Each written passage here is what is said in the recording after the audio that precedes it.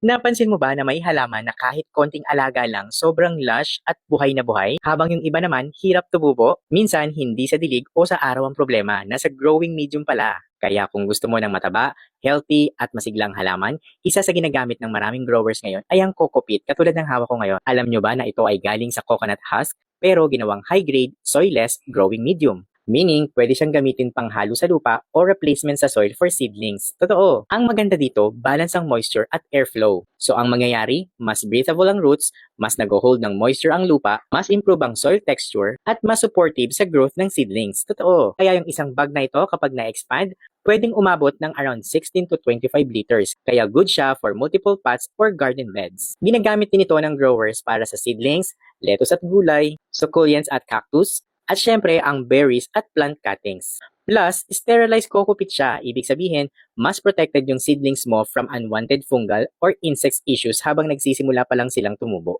Pwede mo rin siyang gamitin in a different ways. Ang seed starting, perfect para sa bagong tanim. Potting mix, halo mo lang sa lupa para mas breathable.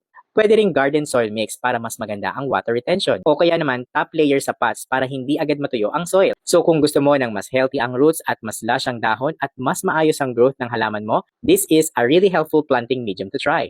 Kaya kung naghahanap ka ng reliable coco peat for your plants, go ahead and check this out. Nilagay ko ang link sa ibaba para makita mo kung bakit ito ginagamit ng maraming plant growers ngayon.